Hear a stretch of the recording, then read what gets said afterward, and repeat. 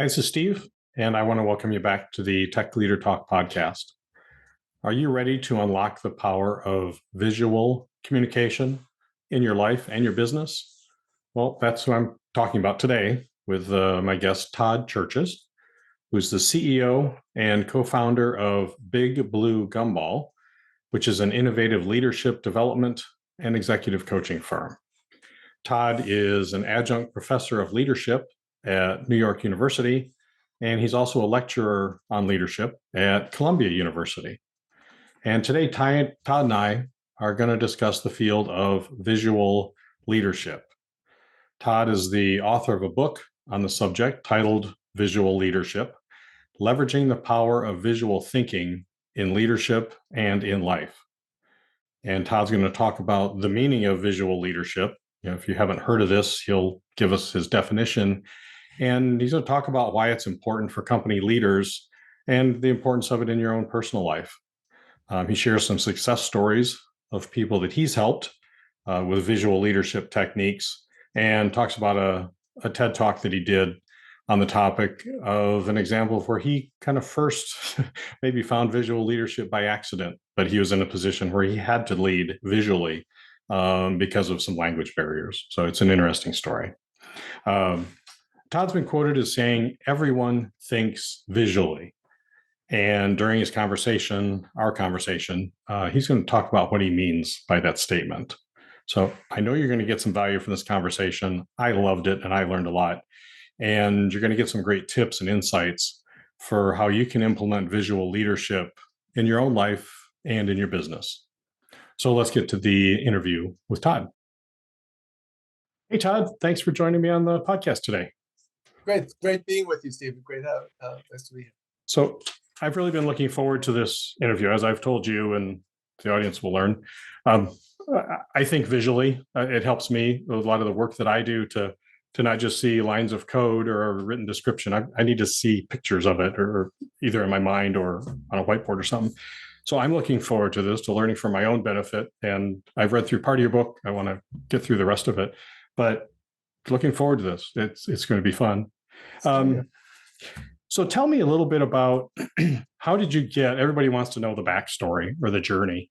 How did you get to what you're doing today? What led you towards visual leadership and the work that you do today as both as a coach, as a adjunct professor, and all the other things you're involved in? Yeah, to quote a Beatles song, it's been a long and winding road. So it definitely, some people are more linear. I talk about this with my students in my NYU and Columbia leadership graduate classes. A lot of times in the HR field, we talk about career paths, and the word path implies that there's stepping stones and you're walking through the woods or a park. I would say my career was a roller coaster, not a path. There was ups and downs, twists and turns, exhilarating highs and terrifying plummets. So it was a circuitous route to doing what I'm doing today. I never in a million years would have envisioned it. But growing up, I talk about this in my TED Talk on the power of visual thinking. When I was a kid, I was obsessed with television. So I always wanted to do something in television.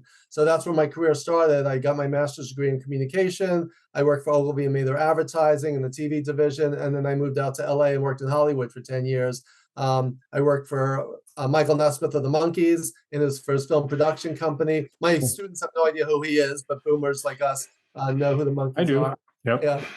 And then I worked for Aaron Spelling on Dynasty, just in production, putting scripts together. And then I was in casting at Columbia Pictures, comedy at Disney, and drama at CBS. So those were my years in the TV industry. If you think about TV, it's a visual medium, right? And it's about story. So those are two of the factors, the fact that are involved in my coaching process, my teaching process, is thinking of everything as a story. Stories have beginnings, middles, and ends. There are villains, victims, and heroes. There's a quest. There are obstacles and barriers and challenges. There's a resolution. So if you think about our careers as a journey, if you think about your leadership challenges as a journey, I always say to my coaching clients and to my students, you are the hero of your life story, right? So just my coaching work and my teaching and my consulting is very much rooted in my background, first as an English literature major with a concentration in Shakespeare and poetry, but secondly, from my early years working in the TV industry out in LA, and then working in the theme park business as a project manager. And I talk about that a little bit in my TED Talk. Okay, it's interesting. So the title of your book, we'll be talking about that, is Visual Leadership. Tell us what that is. Kind of what's your definition of visual leadership? What does it mean? Sure. Visual leadership, and the two words, visual is about seeing, and leadership, there's a lot of different definitions, but it's about creating followership. It's about influence. It's about making a vision a reality. So if you put the two words together, visual leadership is the application of visual thinking and visual communication to the practice of managing and leading. So if you picture a Venn diagram, that's visual leadership is at the intersection of visual thinking and management and leadership. So that's the basic definition. And as we were just talking about, visual leadership is a trademark process that I got after the patent office rejected it twice. They finally approved it. And it's also my brand and the title of my book. So, but that's basically what visual leadership is about. Okay. So you mentioned just briefly your TEDx talk, and I watched that, and it's great. I'll put a link to it in the show notes so any of the listeners can go watch it. But it seems like that was either your first or one of your earliest experiences where you had to communicate without using language because there was no overlap on language skills. Tell us just kind of briefly about that experience and maybe how that directed some of the activities that you're doing today. Yeah, so the short version is after working in TV for a number of years, I got laid off from my job at a TV network, and then I took a job as a project manager at a theme park company in LA. And they were doing a project in China, and they said, "Oh, by the way, we need you to go over there to oversee the installation." And I spoke no Chinese, and the people who were on our counterparts on the other side spoke no English. So we had to install these life-size robotic animal figures in a cultural theme park in Shenzhen, China. And we were at a loss. We were not communicating. And then I started picking up a pen and started sketching drawings and mapping things out. And if we needed a hammer, I would draw a hammer. Or if we needed, I would use hand signals. So I said it was like playing Pictionary and charades. Like 2 words sounds like tape measure.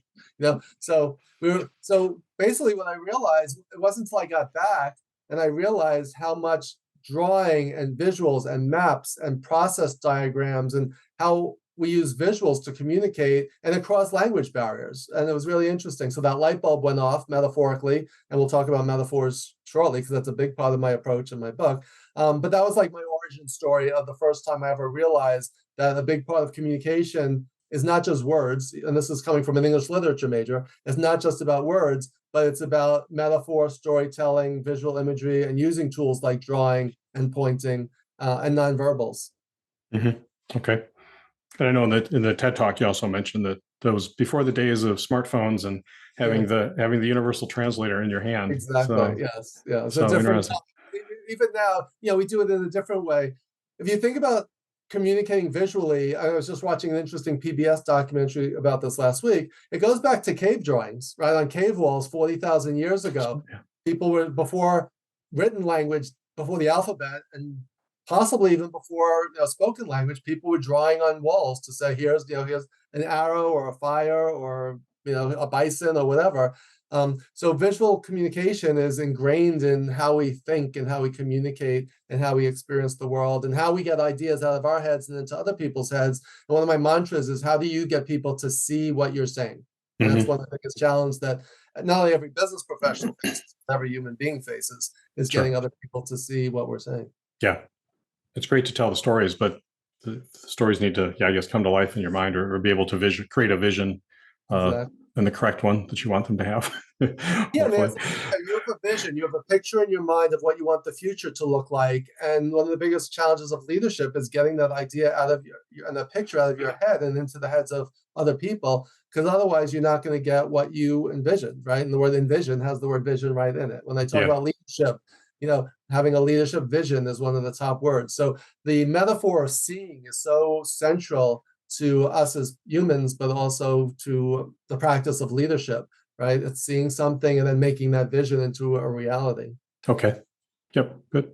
So what, you're kind of talking about this already, but what was the motivation, I guess, to write the book, and maybe what was the trigger? I'm sure you probably, like many authors, thought about it for a while, and maybe it was sitting on your hard drive or whatever. And all of a sudden you're like, I got to get this thing done and get it out there. What was that trigger? What made it come to life? Yeah, I got into after my years in the TV and theme park business. I moved back to New York after 10 years in LA, and I got into management and leadership training and executive coaching. And my way of thinking, processing information, and learning was very visual. It was sketching things out. It was drawing mind maps and storyboards and everything else. So that was my way of teaching, training, and coaching. And then when I was doing that, people were like, wow, that was really cool. And that was really effective. And so many people said, oh, you should write a book about this. You should write a book that teaches other people how to do what you're doing. It's very effective. So I'm a big, for those who may be watching this on video, I have a huge bookshelf behind me. I've been reading an average of one business book a week since 1998. So that's 25 years, 52 a year on average. So I'm well over 1,300 business books and counting. So after all these business books I was always referencing and quoting, people were like, Todd, when are you doing your book? And so I actually talked to a friend of mine who wrote a book. I said, I don't even know where to start. He introduced me to his literary agent. He got me a book deal. And then after talking about it for 10 years, I literally had 9 months to produce a manuscript. So that's how the book was born. Okay. And 9 months, kind of an irony there to the 9-month time frame of giving birth to a book that had been just had been percolating in my head for 10 or 15 years. And to some people that might seem like a long time, but I wrote a book also a little shorter than yours, a more compact version. But 9 months, there's so much going on, and there's so many iterations on the different drafts and the different pieces that you focus on. I literally had to lock myself away. It was the summer of 2019. I literally had to lock myself away in my office for 3 or 4 months and just write around the clock. So. Yep. Okay. Well, it turned out well, and it's making a great impact. So that was good. So you'd mentioned, and I was going to ask about this, metaphors, and that's something that's talked about in your book, and that's part of your system. Tell us a little bit about that. How do they fit into your system? Sure. So often when we think of metaphors, it reminds us of poetry or songwriting, but we use metaphors all the time. In fact, I'm actually doing a 2-hour workshop just on metaphors for leaders next week. Metaphors, saying something is like something else, is part of human communication. So if you're communicating something that is unfamiliar or abstract, a lot of times we use metaphors and analogies to say it's kind of like this. Right. And I know a big part of your audience of technology people, when you're communicating to someone who's a non-technology person, whether it's code or whether it's ones and zeros or algorithms, most lay people don't know what that is. Or now we're learning, and now artificial intelligence and machine learning and all these complicated new technologies, we need to figure out some way of translating the complexity of new ideas into a language that other people will understand. So if you can use a metaphor analogy and saying this is kind of like that, you're comparing something unfamiliar and new to something familiar, and then people can translate in their mind to say, oh, it's kind of like that. Now I get it, right? So that's a big, it doesn't matter what field you're in. So it's very important in technology, but really in any field, HR, finance, you need to be able to translate your speak into the speak of your audience or your listener or your reader. Okay, right. This is a great way of doing that. Yeah, that definitely makes sense. So this is just the tip of the iceberg, right? Yeah, tip of the iceberg, it's a visual metaphor that you could picture, and you say, what does that represent? It represents that we can only see or know about 10% of, and there's 90% more that we don't, that's beneath the surface. So when you say something's just the tip of the iceberg, it's just normal everyday language. But if you visualize the iceberg, then you can say, all right, I need to dive beneath the surface to explore what I'm not seeing or what I don't know yet, right? So that's just one example of many that we could use. We use baseball analogies. We use theater or dance or nature is a great analogy to use. You could say some things. You could say we need to plant the seed for an idea, get to the root of the problem, branch out in new directions, see which ideas bear fruit, right? So we use that language all the time, and again, it humanizes us. And it basically helps us communicate more effectively. Yeah.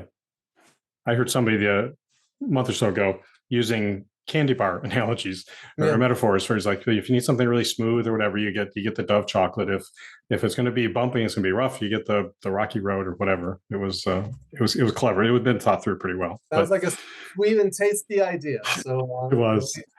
Yes. So a lot of the listeners today work in tech companies, or they're leaders in tech companies. And you just mentioned one example, trying to visualize a technical concept to non-tech people. What other ways can people in tech companies use visualization to improve their business? Yeah, I mean, if you want investors to put money into your company, if you want to sell your idea to other people, if you want to translate the benefits of something to someone else, we need to use examples. You need to use metaphors and analogies. You need to use storytelling. You need to show how what you're proposing is a solution to a problem that they have, right? So it's all about framing, and even the word framing. My wife once got a picture, a painting that I said, "Oh, it's just okay. I don't love it," and then she got it reframed, and then I really liked it, right? So it was the same painting. It was the frame that changed the look and feel. So if Yeah. you think about how do I frame my ideas, or how can I reframe my idea in such a way that it will appeal to this audience, and that's the key thing to keep in mind. There's no one size fits all that will appeal to every audience. So if you're pitching to the marketing people a technology idea, you may have to frame it in one way. If you're pitching to the investors, the money people, you need to think in terms of, all right, what's the ROI of that, and how am I going to position in this way? The HR people are going to think about the human element, and do we have the manpower or the woman power to do this? Do we need training? Or so everyone's going to filter everything through their own lens, and that's a visual metaphor. So that's something to think about, is when I'm speaking or pitching an idea, am I pitching it the right way, or the best possible way to that particular audience? So do you get feedback on that? Like when you're starting to work with a new audience, do you get some feedback? Like, did this make sense?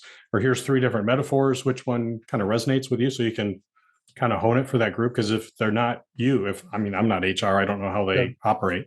Mhm. I wouldn't necessarily know exactly how to frame it for them. Yeah. Well, that's a big part of doing your homework, is figuring out, what's the language that they speak. So one of the Okay. examples I use in my NYU class, when we're talking about speaking the language of your audience or your stakeholder, let's say you were trying to pitch your HR consulting services to a doctor's office or a medical practice, right? You could say, use the language of the medical profession. We're going to come in and we're going to diagnose the root causes of your business issues and prescribe various solutions that will cure the ills of your business, right? So just again, Okay. I'm kind of over exaggerating just to make the point, but if we speak their language, the other person's thinking, oh, they get me, they understand me because they're Yeah. speaking their language. One of my clients, their customers, they call them members, right? So if I'm pitching them my business, I need to refer to their clients as members. Otherwise, if I talk to them about them as customers, they're like, So, there's a disconnect there. So that's the thing. You can go to a company's website and see what's the language they use. You can see what their core values are, or their vision and mission statements are. And then you can position and frame your idea or your product or your service using their language in such a way that you're solving as a solution to their problem, as just opposed to just throwing things up against the wall and hoping something sticks. So I think that's where like even a skill, like let's say you're in a meeting, can you get up at a whiteboard and draw something out? Like even if you only have elementary Pictionary skills, you could still draw a straight line, and you could do a timeline, right? Here's where we are, here's where we're going to be, and this is where we want to be in 6 months or a year, right? I wrote an article for Inc. magazine called "Can You Draw What Your Company Does?" And it's based on an exercise that I do with executives. If they had to get up at a flip chart or a whiteboard and sketch out using a metaphorical drawing what it is that they do and how you're different from and better than the competition, what would you draw? What's the picture you would draw? What's the story you would tell? And the example I gave in that article is, it was a pharmaceutical sales company, and one guy drew a whale eating up goldfish and said, we're eating up the competition. And then their VP said, I love your drawing, but it's not accurate because many of our competitors are bigger than us. It's not like we're a whale and they're a goldfish. And he thought about it for a second. He said, it's more like we're a dolphin and they're sharks, because they just swim in, bite off the business, and swim away, leaving their clients bleeding. We're like dolphin. We are warm and cuddly and friendly and customer focused. And so the dolphin became their metaphor, and because it was consistent with their values and how they treat customers and everything. So just that drawing exercise and going from whale versus goldfish to dolphin versus sharks, the dolphin became their metaphor and their mascot. So we may never have reached that point, except within that 20-minute exercise, they all agreed on that, yes, that's who we are and how we need to be. So that's just one example of how, by metaphorical thinking, it can have real world practical business applications in terms of how you treat people and what your values are. Okay. Do you find that if you step up to a whiteboard, either a real one or you can do them on Zoom and different remote platforms now, do people pay more attention? Do they kind of like if you're just talking without a visual, that especially something you're creating, is like, what's he going to draw? What's this going to be?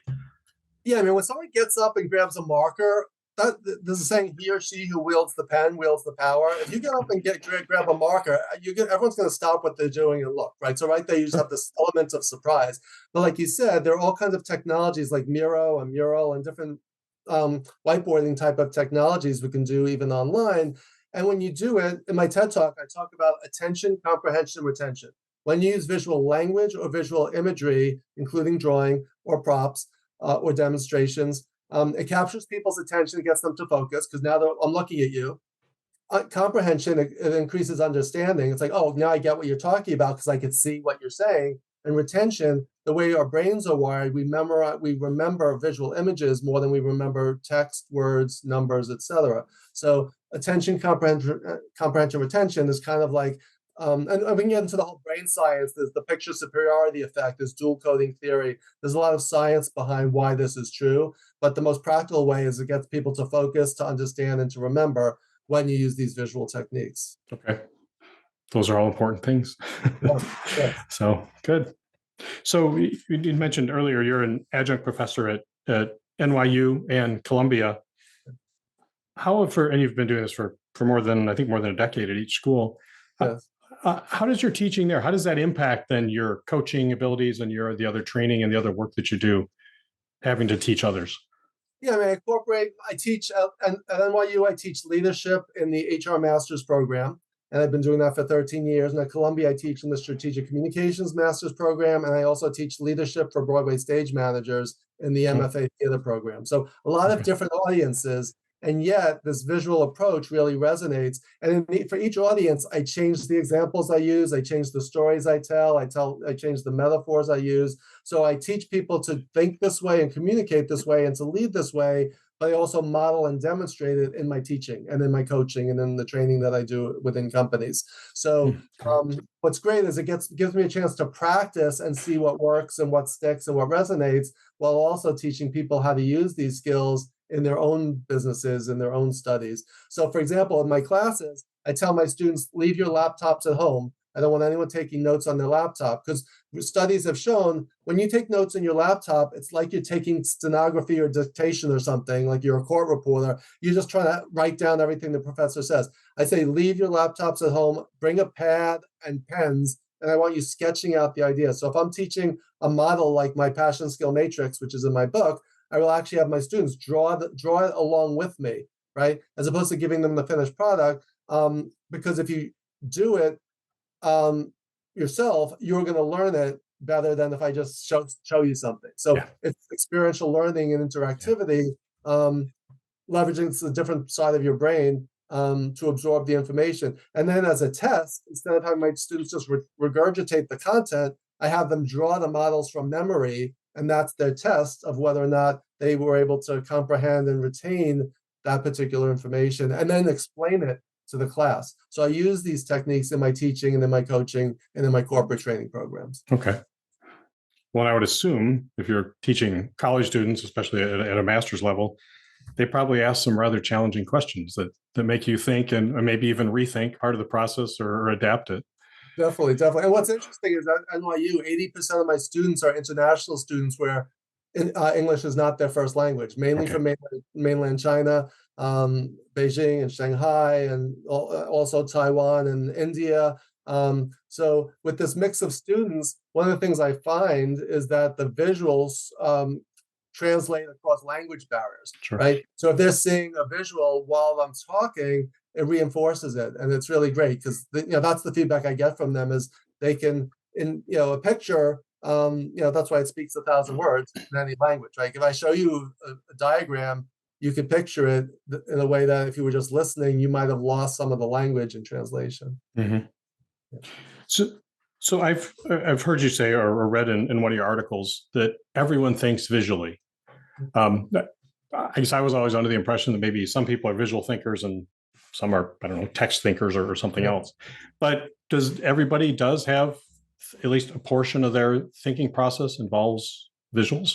Yeah, if you're a cave person walking through the jungle years ago and you heard the rustling behind you, and it could be a saber-toothed tiger or whatever, what do? You turn around to see what it is, right? So our brains are just wired. It's part of our fight, flight, or freeze response. where there are more, and again, I'm not a brain scientist. There are people like John Medina and others who study the brain and how we think and learn. But there's more neurons in our brain that are dedicated to sight than any of our other senses. So we're just wired visually. And what's interesting too is some people ask, how does this apply to people who may be blind or sight impaired? We could still use visual language and visual imagery and tell stories and paint a picture with words and create what I call a mental movie in the minds of others. So we could still use this even with people who may not be able to see. So for example, some people may be watching this on the video and other people may be listening to an audio podcast. You could visualize this conversation. You could, if you saw a picture of us, you can visualize what we look like. You can visualize in your mind's eye the stories I'm telling and and the questions you're asking. So again, that's just a real life example of that. I was in the car with my wife. I'm a big Yankees and Mets fan. Unfortunately, they both didn't make the playoffs this year. But listening to the game and someone made a diving catch on the radio, and I said to my wife, "Wow, did you see that play?" And she was driving, and she's like, "See what play?" And I was like, but I was watching the game in my head. So if Aaron Judge makes a diving catch in right field, I could see it, right? I'm watching it in my mind's eye. So that's a great example of using visual thinking with an auditory medium. So there's a classic, something called VARK, VARK, visual, auditory, reading and writing, and kinesthetic. At one point, they thought those were learning styles. Like some people are more visual, some people are more audio. What they found is that we all have all four of those capabilities, and they're more teaching or learning modalities. So when I teach, I make sure people can see what I'm saying visually, auditory, that they can hear it, reading and writing, I have them taking notes and drawing along with me as I was just describing, and kinesthetic is about movement. So I have them get up, I have them pair up with other people, I have them walk and talk with each other. So when you mix all four sensory modalities in your teaching or your training or conversations, it's embedded because you're using more parts of the brain to process the information. So yes, some people say I love visuals, and some people love listening to podcasts. Some people like watching a video of a movie, right? So there's all different mediums, and we do have our preferences. But when it comes to learning, we learn using all of these different modalities, and kind of it also depends on what it is that you're learning, because sometimes you need to see a demo of something to really understand it. Versus not everyone can understand a patent application and a blueprint or a sketch or a drawing, right? Some people need to have that explained to them, or they need to see the 3D version of it, a model, to really conceptualize it. So again, we all think in different ways and have different preferences, but that's the more modalities we use, the more likely we are to hit our target for each person. Okay. All right. Yeah, that makes complete sense. Yeah. So if there's a listener that there's some new concepts to them and they want to start incorporating this into their life, into their business, where do they start? What should they do first to get start? First thing is watch my TED Talk. Second thing is read my book. I'm just kidding. No, I'm not kidding. I'm kidding, but not kidding. Understood. But the key thing, visual thinking and visual communication starts with awareness. So I would say start with noticing. There's a quote that I end my TED Talk with by Marcel Proust. He says that the real voyage of discovery consists not in seeking new lands, but in seeing with new eyes. So that's what I would say is start to see things with new eyes. Look at things through a different lens. Try to see things that you hadn't noticed before. Think about things that you haven't thought about before. Be curious, dig deeper, go beneath the top of the iceberg and go beneath the surface. So that's what I'd say is just start to notice things in your environment. Real life example of this, I mean, there are tons of them all over, but just like a traffic light, right? Red, yellow, green. Culturally, we all know what those means. There's no words there. It doesn't say stop, continue, or start, but we know what those colors mean. So just start out by noticing colors in your environment, colors of traffic signs, colors of products. When do you use red versus green versus blue in your environment? So there's all kinds of ways to start noticing things, and that includes people's body language and facial expressions. So that's what I would say is start with just being more attuned to what's around you and listen for what are the stories people tell, the metaphors they use, what resonates with you, right? What makes you bored and what captures your attention, and be more hyper aware of your own communications, what's working and what's not working. So that's what I would say is it all starts with noticing, and then you can be more strategic and purposeful in terms of saying, that didn't work. If something didn't work, and I've seen people repeat the same thing that didn't work multiple times because they didn't stop and self-reflect and say what worked and what didn't, and what can I change for the next time around. So that's what I would say is be a better noticer. Thoreau, one of the quotes that I always use is, it's not what you look at that matters, it's what you see. Because different people can look at the same thing, but see something very different. One time I was watching the news with my wife, and she said about she said, oh, that he's such a jerk. And I was like, oh, I thought you liked Anderson Cooper. She was commenting on the scroll at the bottom about another person that I won't mention. But so we're both looking at the TV screen. I'm looking at Anderson Cooper. She's reading the scroll. She said he's such a jerk.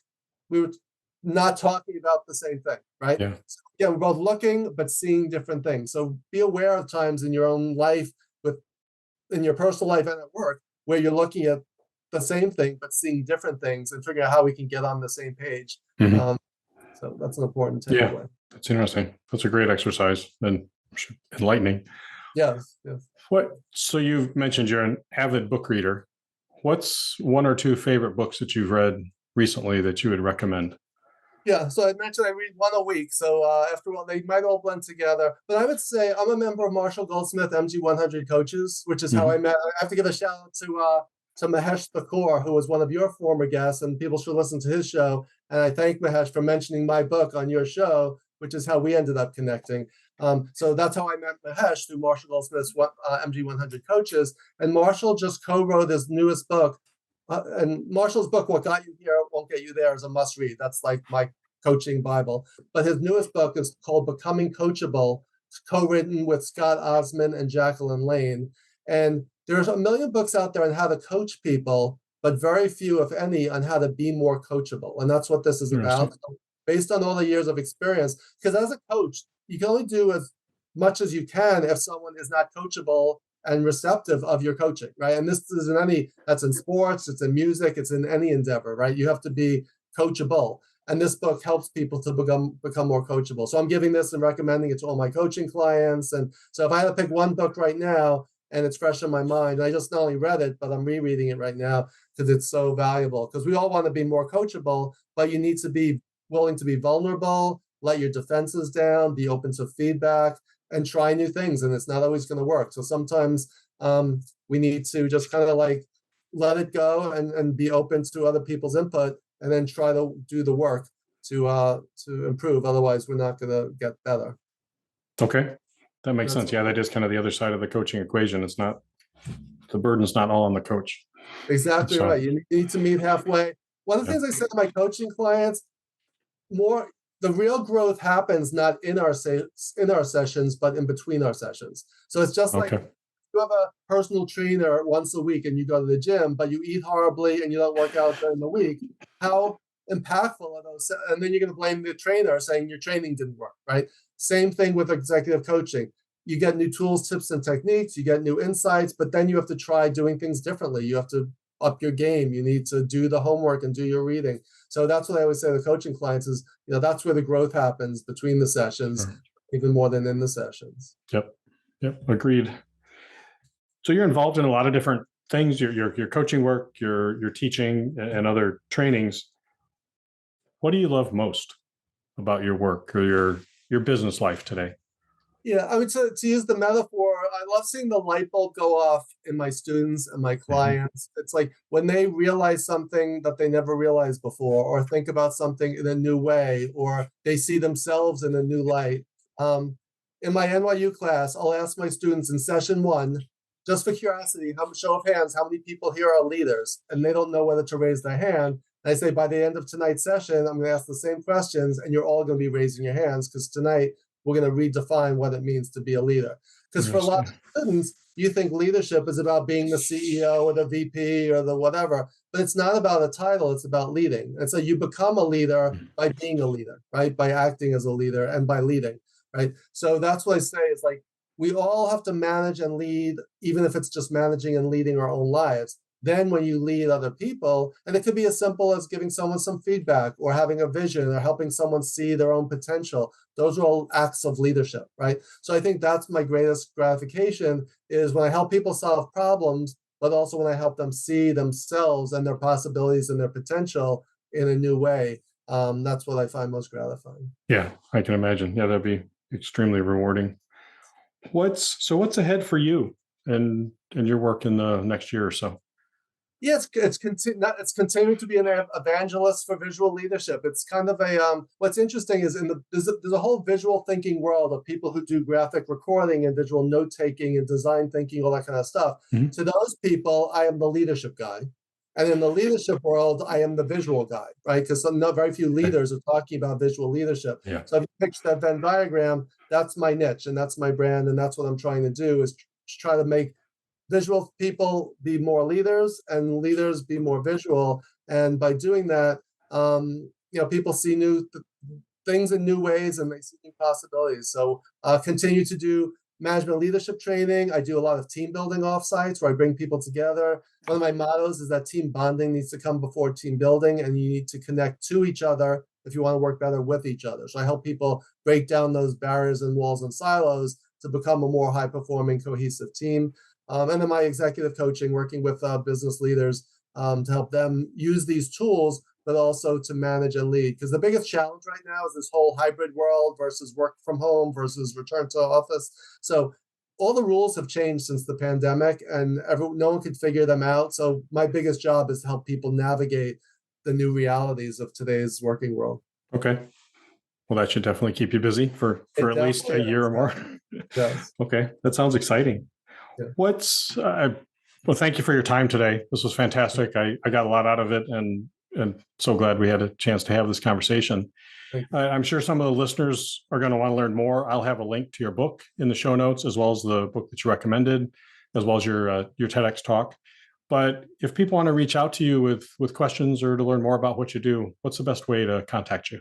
Yeah, the number one best way is LinkedIn. Just I live on LinkedIn and I'm there all the time. So just connect with me. Say you saw me on Steve's show and connect with me on LinkedIn. And also, if you want to learn more about visual leadership, my website is just my name, toddcherches.com. You can find my TEDx talk and information about my book. You can also find the 3 biggest complaints that people have about me. I'm not going to reveal what they are, but they are on my website. So that's my book website, and then my company website is bigbluegumball.com, which is the name of my company, which is a metaphor. The world is like a big blue gumball, however you want to take that. So those are the best ways to find out more. Okay. And I will get all those links in the show notes so listeners can go find them and reach out to you in whichever way makes sense for them or is best. So, well, thanks again, Todd. This was fantastic. I appreciate you taking some time to talk with me today and share your knowledge and experience with the listeners, and I think get us all a little bit more visual thinking.